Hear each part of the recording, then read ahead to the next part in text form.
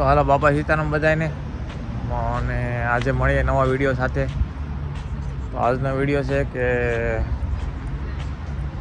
હું કઈ રીતે રોમાનિયા આવ્યો અને મારી ફ્લાઇટ જર્ની કઈ રહી, અને પ્લસ કે મેં કેમ રોમાનિયા આવવાનું નક્કી કર્યું. તો પહેલા પ્રશ્ન આપણે વાત કરીએ ને, તો 2020નો એન્ડ 21 સ્ટાર્ટ મેં નક્કી કર્યું કે ભાઈ આપણે વિદેશમાં જવું છે. બસ તો મેં ઘરે વાત કરી કે ભાઈ પપ્પા મારે વિદેશ જવું છે એમ. તો મને કે વિદેશી કે આપણે ખાવા પીવાનું ના ફાવે, એની રહેણી કેણી, એનું કલ્ચર આ તે આપણને સૂટ ના આવે એમ. ઓબ્વિયસલી ચિંતા તો હોય પેરેન્ટને. તો મેં કીધું નહીં, હું ભલે જે હોય ને હું કરી લઈશ, મારે જવું છે એમ. તો આપણે રાજબા ગઢવીની કવિતા નથી કે ઉપાધિ કરમાં તારો બાપ જે બેઠો છે એમ. એટલે મારા પપ્પાનો સપોર્ટ હતો. મને કે તને જવાની ઈચ્છા છે ને કે જાય કે તમ તારે જાય કે. તો મેં નક્કી કર્યું કે હાલો તો ભાઈ જવું છે, આપણે ફાઇનલ જ છે. તો મેં CMC એબ્રોડને વાત કરી, CMC એબ્રોડ અમદાવાદ. થોડાક દિવસ થયા એટલે એનો મને ફોન આવ્યો. મને કે તમારું કે ઇન્ટરવ્યૂ છે કે રોમાનિયામાંથી, આપણે GDS કંપનીમાંથી. તો કે બપોરના 2 વાગ્યા છે કે તમે બપોર 2 વાગે ને હાજર થવું પડશે. મેં કીધું વાંધો નહીં. તો સુરતની જે સુરત રહેતા છે ને ખબર છે કે સાંજે 11 વાગે અમદાવાદની બસ ઉપડે. તો બપોરે 3 કે 4 વાગે ને, અરે સોરી બપોરની રાતના 3 કે 4 વાગે ને ત્યાં અમદાવાદ પુગાડી દે એમ. અમે તો સાંજની બસમાં બેઠો, 3-4 વાગે સવારમાં પૂગી જાવ. ઇન્ટરવ્યૂ બપોરે અને હું પૂગ્યો રાતે 4 વાગે.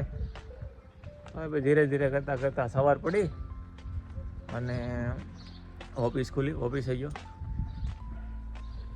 તો 2 વાગ્યા અને અહીંથી કોલ આવ્યો રોમાનિયાથી. એટલે વારાફરતી ઇન્ટરવ્યૂ લીધું, મારો વારો આવ્યો. તો હું બેઠો. મને કે એટલે ઇન્ટરવ્યૂમાં જે હું જે કંપનીમાં કામ કરું GDS, એને જે CEO છે એને લીધું હતું. મને કે તમારું નામ શું છે? એટલે ઇંગ્લિશમાં પૂછે, ઇંગ્લિશ ફરજિયાત છે. એટલે મેં નામ દીધું. મને કે મેરિડ છે કે અનમેરિડ એમ. અને પછી પૂછ્યું હતું આ મેથ્સ, થોડુંક મેથ્સ વિશે પૂછ્યું હતું. કોમ્પ્યુટર, હા કોમ્પ્યુટર વિશે પૂછ્યું હતું. અને છેલ્લો સવાલ એવો મને પૂછ્યો કે તમે શા માટે રોમાનિયા આવવું છે? તો મેં કીધું આનો જવાબ દો, શા માટે રોમાનિયા આવવું છે એમ. એટલે મેં એને કીધું કે ભાઈ મને રોમાનિયા કન્ટ્રી ગમે છે, ત્યાંનું કલ્ચર મને ગમે છે, ત્યાંના લોકો મને ગમે છે. એટલે મને કે ઓકે કે તમારું સિલેક્શન થઈ ગયું છે કે આપણે તો રાજી. તો થોડાક દિવસ કેટલા 15-20 નહીં મહિનો, એક મહિનો વહી ગયો. ત્યાંથી ઓફર લેટર આવ્યું, જે કંપની જે પ્રોવાઈડ કરે ને ઓફર લેટર, એ ઓફર લેટર આવ્યો. ઓફર લેટર આવ્યો એટલે પછી વિઝા માટે એમ્બેસીમાં રિક્વેસ્ટ કરી. એટલે લગભગ 1 મહિનાની અંદર આવી, 1 મહિનામાં વિઝા આવ્યા. પછી વિઝા આવી ગયા. એટલે વિઝા આવ્યો એટલે આપણને તો ખુશમ ખુશ કે ભાઈ નહીં આપણે વિઝા પાસ થઈ ગયા. અભી મજા આયેગા ના ભીડો. ઘરે વાત કરી ભાઈ વિઝા આવી ગયા, હવે મારે જવાનું 1 વીકની વાર છે એમ. એટલે આમ બહાર જવાની ખુશી અને આમ ફેમિલી છોડવાનું એક દુઃખ. તો ઘરે મારા મમ્મી કહેતા મને કે તું કે આપણે શું કહે જમવાનું થોડુંક બનાવતા શીખ, રોટલી શાક તને ત્યાં નહીં ફાવે એમ. મેં કીધું જે થાય એ જોયું જશે એમ. કીધું હું મારી નહીં ફાવે તો યુટ્યુબમાંથી શીખી લઈશ એમ. તો ધીરે ધીરે કરતાં કરતાં 1 વીકની વાર હતી મારે જવાની. બેગ પેક કરી અને અમારે ગાંધીનગરથી ને અમદાવાદથી બધા આવવાના હતા. તો એ કે આપણે ખોટા કોઈને એરપોર્ટે નથી બોલાવવા, આપણે ટેક્સી બાંધીને બધા હારે વયા જાવી એમ. તો અમે ટેક્સી બાંધી, એ લોકો અમદાવાદથી આવ્યા ગાંધીનગરથી અને હું સુરતથી ટેક્સીમાં ગયા. તો તઈ સુરતમાં કોરોના હતો થોડો, અને ફ્લાઇટનો મેલ આવ્યો કે ભાઈ અમારા કોરોના રિપોર્ટ ફરજિયાત છે એમ. તો તે એવું હતું કે 24 કલાકની વેલિડિટી આવતી છે કોરોના રિપોર્ટ જે સુરતમાં આપણે કાઢી દેતા ને, અને પ્લસ તમે જે ટેસ્ટ કરો ને એને 12 કલાક પછી તો રિપોર્ટ આવે. એટલે 12 કલાક 24માંથી 12 કલાક માઇનસ થઈ જાય.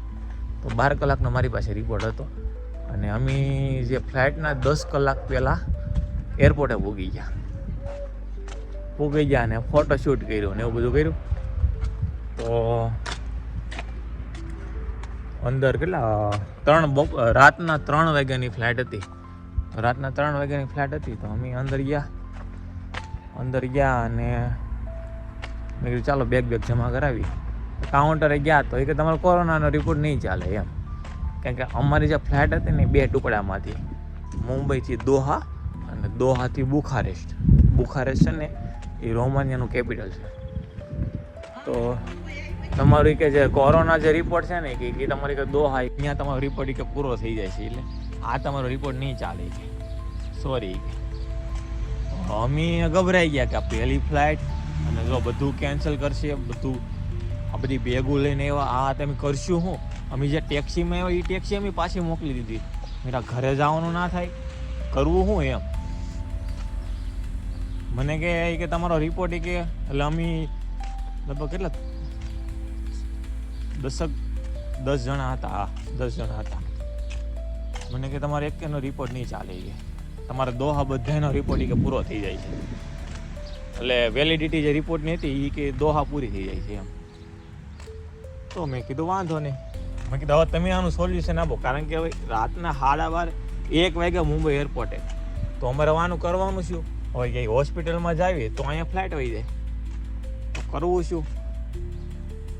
તો કે એક કામ કરો, એ કે આપણે જે એરપોર્ટ છે ને એના પહેલા માળે ત્યાં કોરોનાનું રિપોર્ટ થાય છે, તમે કે ત્યાં જાઓ કે ત્યાં થઈ જશે એમ. એટલે આ ફ્લાઇટવાળાનું ને કોરોનાનો રિપોર્ટવાળાનું બધાનું મિલી ભગત એમ. તો અમે ત્યાં ગયા એટલે અમારે જો ફ્લાઇટ 3 વાગ્યાનો વાગી ગયા 1 વાર 2 કલાકની. તો અમે તો ફટાફટ દોડતા ગયા પહેલા માળે.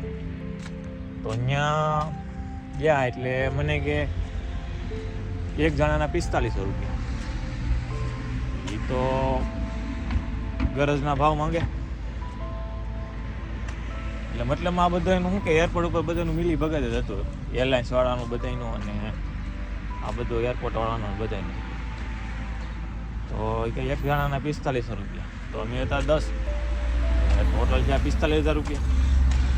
તો ભાઈ અમે કે ભાઈ વાંધો નહીં ભાઈ, તમે એમને રિપોર્ટ આપો ગમે એમ કરીને. તો અમે 45 તમે જે હારે લેવા હતા ને એમાંથી અમે 45 રૂપિયા એને રિપોર્ટવાળાને આપી દીધા કે ભાઈ તમે ભાઈ 45 રૂપિયા આલ્યો, તમે અમને રિપોર્ટ આપો. તો કે એમ ના મળે કે તમારો રિપોર્ટ કરવી 1.5-2 કલાક પછી એ કે તમારો રિપોર્ટ આવે એમ. એટલે એ લોકોનું કેવું કે 1.5-2 કલાક પછી રિપોર્ટ આવે, આ બધું ફ્લાઇટનો ટાઈમ થઈ જાય એમ. એટલે આપણે તો કરાવવાના છે ફટાફટ. અમે કીધું વાંધો નહીં, તમે કરો તો ખરી, ટેસ્ટ તો કરો. એટલે અમે ટેસ્ટ કરાવ્યો. એટલે એ લોકો આપણે જો કોરોનાનો રિપોર્ટ કરે તો ઓલી જે આપણે નળી નાખી કેટલી ઊંડી નાખતા, અને આ લોકો ખાલી થોડીક અડાડીને કાઢી લે. તો 1.5 કલાક થઈ ગઈ છે, 1.5 કલાક થાય, રિપોર્ટ આવ્યો બધાનો નેગેટિવ. કે હાલ્યો કે તમારો રિપોર્ટ એવી કે બધાને કે નેગેટિવ જ છે. અમે ફટાફટ ત્યાંથી પાછા દોડતા પાછા બોર્ડિંગ પાસ લેવા માટે પાછા કાઉન્ટરે ગયા. ત્યાં ફટાફટ રિપોર્ટ આપ્યો. બેગું જમા કરાવી, બોર્ડિંગ પાસ લીધો અને બોર્ડિંગ પાસ લેવાનો હતો.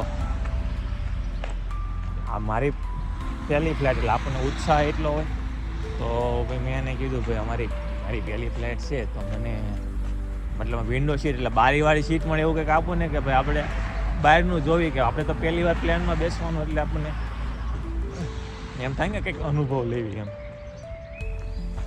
તો એ કે વાંધો નહીં કે તો મેં એને રિક્વેસ્ટ કરી તો વિન્ડો સીટ આપી અને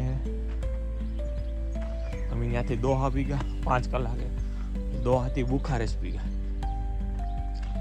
હવે હા મજા કેવું થયું. દોહા પૂગ્યા ત્યાંથી બુખારેસ્ટ પી ગયા.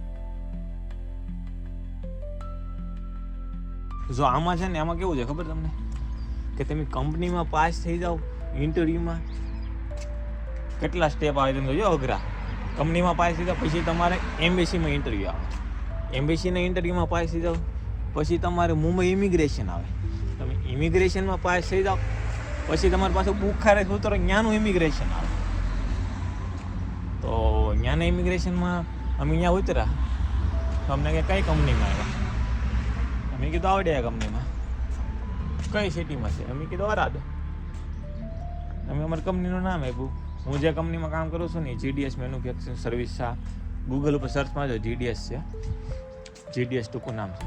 આપણે જે સર્કિટ આવે ને એ ગ્રીન કલરની જે બધી આપણે મોનિટરમાં ની બધી લાગે ને એ બધી સર્કિટો બનાવે.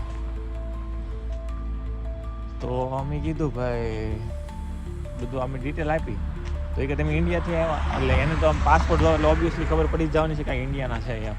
તો એ કે ઇન્ડિયાવાળા બધા એ કે સાઈડમાં થઈ જાવ. એ કે તો અમને તો કે બુખારેસ્ટ અમને તો બધાને ઇન્ડિયાવાળા સાઈડમાં ઊભા રાખી દીધા. કારણ કે આપણે ઇન્ડિયામાં તો એ કોરોના બહુ હતો, વધારે હતો 2021માં અને આ યુરોપ બાજુ ઓછો હતો અને કન્ટ્રી પછી નાની એટલે એ કે તમારે કે 10 દિવસ ક્વોરન્ટાઇન રહેવું પડશે. એ કે પણ એ કે તમારે વાંધો નથી કે તમારે કંપનીવાળા તમને કે રહેવાનું જમવાનું બધું પ્રોવાઈડ કરશે. વાંધો એટલે અમે અમારી કંપનીના એક માણસ લેવા આવ્યા હતા એરપોર્ટની બહાર. તો અમને લેવા આવ્યા એટલે અમે બહાર નીકળો એટલે તમને એવું જ લાગે એક ગ્રહમાંથી આપણે બીજા ગ્રહમાં કેવું ગયા હોય એની જેવું. આખી બધી આમ સ્મેલ ફરી જાય, માણસો ફરી જાય. આપણે શું કહેવાય કાર આપણે એ બાજુ જમણી બાજુ ચલાવતા હોય તો આ બાજુ ડાબી બાજુ ચલાવે. આખું બધું રીત રિવાજ બધું ફરી જાય આખું. અને અમે તો બહાર નીકળ્યા તો અહીંયા કેવું ખબર પાણી પીવે ને સાદી સોડા પીવે. આપણે જે સાદી સોડા હોય ને સિમ્પલ સોડા એ તો એ અમે બહાર નીકળ્યા તો અમારા કંપનીનો જે માણસ જે લેવા આવ્યો છે ને એ સાદી સોડા લાવ્યો.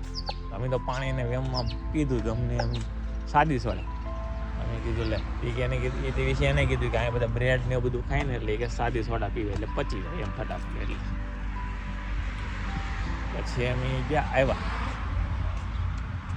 એટલે અમને કંપનીવાળાએ અમને 10 દિવસ 4 સ્ટાર હોટલમાં અમને ક્વોરન્ટાઇન કર્યા અને અમને જમવા આપતા બપોર અને સવારેમાં જમવાનું આવતું.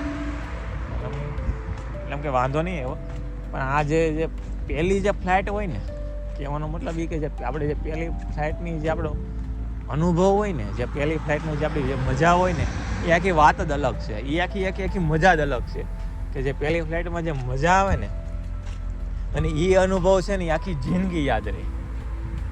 અને હવે આપણે જો ઇન્ડિયામાં આપણે એક સોસાયટીમાંથી બીજી સોસાયટીમાં આપણે રહેવા જ આવી તો આપણને સેટ થતા 1-2 મહિના લાગે. તો આ તો એક દેશ મૂકીને અમે આ બીજા દેશમાં આવ્યા. તમને ઓબ્વિયસલી ગમવાનું તો નથી. હવે આપણે નક્કી જ કર્યું છે કે નહીં આપણે કંઈક કરવું જ છે. આપણે શું કહેવાય સંઘર્ષ કરવો છે. આપણે કંઈક કરવા માટે જ અહીંયા આવ્યા છે તો આપણે થોડુંક બલિદાન તો દેવું પડશે. થોડો ટાઈમ આપણને એવું લાગશે સેટ થતાં આપણે ખમવું પડે. કારણ કે જો એક તો એની લેંગ્વેજ અલગ, એની રોમનિયન લેંગ્વેજ, ઇંગ્લિશ બહુ ઓછું બોલે, પ્લસ એને રીત રિવાજ બધું જ આખું કલ્ચર આખું ઇન્ડિયાથી બધું જ અલગ. એમ માની લો કે અહીંયા આવો ને તમે 0થી સ્ટાર્ટ કરવાનું બધું. તો અમે ધીરે ધીરે કરતાં અમારી કંપની પાછી સારી. અને મેન અમે અહીંયા રોમાનિયા આવવાનું કારણ શું મેન ખબર તમને? અમારી જે કંપની છે ને એ તે અમને રહેવાનું જમવાનું બધું પ્રોવાઈડ કરે, પ્લસ અમારી જે સેલરી આવી નેટ વધવાની જ છે. અને જે રોમાનિયા કંપની છે ને એ યુરોપની શેન્જન કન્ટ્રી છે.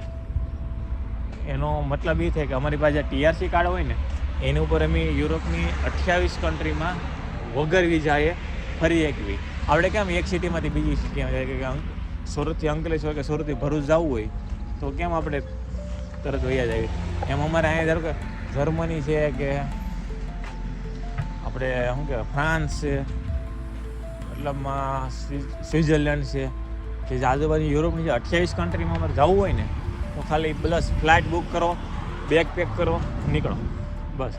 મોટો ફાયદો અહીં એ હતો. અને મેં ગયા વર્ષે હું ઇટલી પણ ફરી આવ્યો.